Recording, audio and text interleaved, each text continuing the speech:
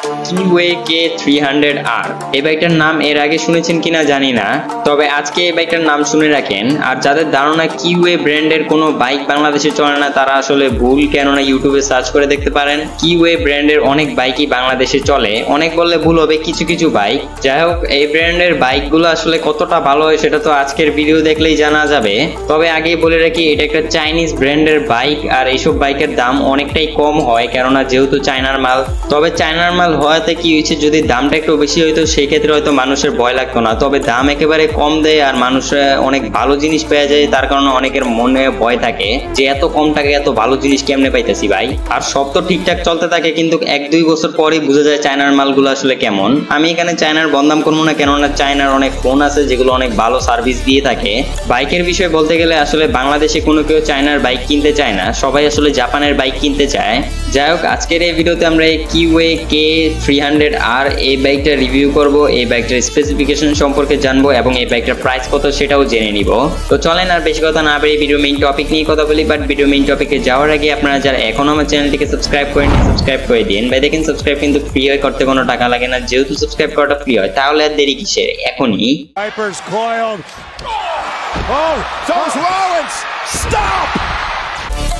প্রথমেই যদি বাইকের লুকস নিয়ে কথা বলি, সেক্ষেত্রে আমার একটা ডাউট আছে এই বাইকের লুকস নিয়ে। সেটা হচ্ছিল এই বাইকের লুকস পুরোপুরি CF Moto 300 SS ওই বাইকটার সঙ্গে মিলে, মানে দুইটা বাইক পুরোপুরি সেম, খালি কালারে কিছু ডিফারেন্স রয়েছে।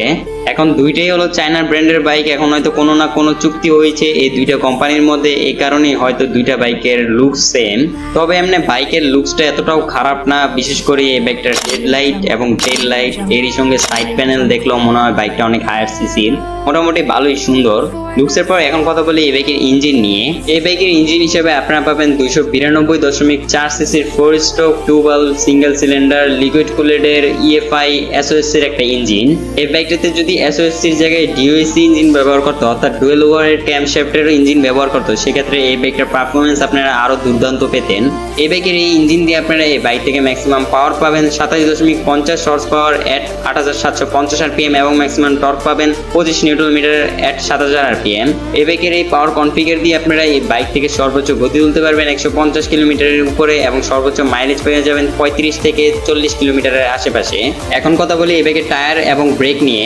এই বাইকের ফ্রন্ট হুইলে আপনারা 110/70 সেকশনের টায়ারের সঙ্গে 292 মিলিমিটার ডিস্ক উইথ ABS এবং রেয়ার হুইলে আপনারা পাবেন 140/60 সেকশনের টায়ারের সঙ্গে 220 মিলিমিটার ডিস্ক উইথ ABS, অর্থাৎ আপনারা এই বাইকে ডুয়েল চ্যানেল ABS পেয়ে যাবেন।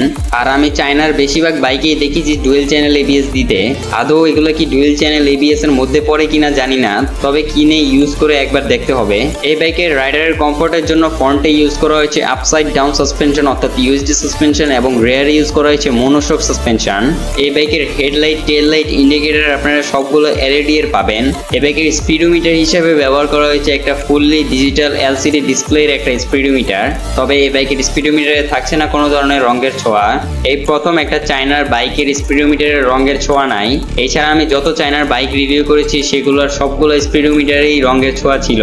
যাই হোক, এই তো ছিল এই বাইকের স্পেসিফিকেশন সম্পর্কে। এখন কথা বলি এই বাইকটার প্রাইস নিয়ে। এই বাইকটা ইন্ডিয়াতে লঞ্চ হয়েছে। এই বাইকটার ইন্ডিয়ান প্রাইস 2,65,000 রুপি, যেটা আমার কাছে অনেক বেশি মনে হয়েছে। চায়নার বাইকের প্রাইস এতটা বেশি হওয়া ভালো না, কেননা এমনি চায়নার উপরে মানুষ বিশ্বাস করে না, এর উপরে যদি প্রাইসও বেশি হয় সেক্ষেত্রে তো আরো কোনো কথাই নেই। আর হ্যাঁ, বাংলাদেশে যদি এই বাইকটা আসে সেক্ষেত্রে এই বাইকটার প্রাইস 3,50,000 টাকা বা 4 লক্ষ টাকার আশেপাশে হবে। তো এই ছিল আজকের এই ভিডিওটা যদি ভালো লাগে তাহলে কমেন্ট করতে ভুলবেন না। আর যদি একটু বেশি ভালো লাগে তাহলে যা করতে হবে সেটা আমি বলবো না, সেটা আপনারা আমার বিপ্লব ভাই বলবে। বিপ্লব ভাই বলেন।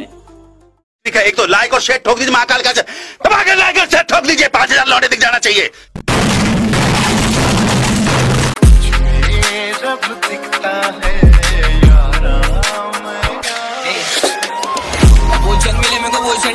आगे मन बोले रिस्क डरेंगे पढ़ने से आगे में